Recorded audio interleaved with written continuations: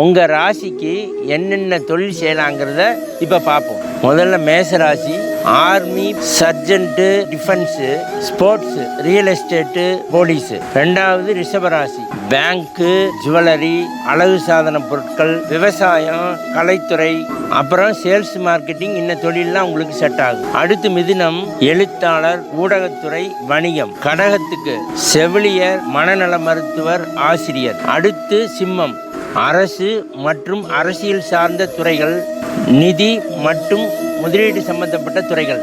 அடுத்தது கன்னி, மருத்துவத்துறை, பொறியியல் துறை, நிதி மற்றும் முதலீடு சார்ந்த தொழில்கள். அடுத்தது துலாம், நிதி ஆலோசகர், புகைப்பட கலைஞர். இதெல்லாம சுற்றுலாத்துறையும் ஏற்றத்துறை. அடுத்தது விருச்சிக ராசி, ஜோதிடம், தாந்திரீகம், குற்றவியல் துறை, பாதுகாப்புத்துறை மற்றும் மருத்துவ ஆலோசகர், ஆராய்ச்சியாளர். அடுத்து தனுசு ராசி, பதிவு மற்றும் எழுத்துத்துறை, ஜோதிடம் மற்றும் வாஸ்து, பத்திரிகையாளர், மீடியா, விமானம் மற்றும் பாதுகாப்புத்துறை. அடுத்து மகரம், அரசாங்க வேலை மற்றும் தொழில் முனைவோர், கணக்கியல், ரியல் எஸ்டேட் மற்றும் பொதுப்பணித்துறைகள். அடுத்து கும்பம், ஆராய்ச்சி, அறிவியல், தொழில்நுட்பம், புதிய கண்டுபிடிப்பு, வானவியல், சமூக சேவை, டிஜிட்டல் மார்க்கெட்டிங், கான்டென்ட் கிரியேஷன்.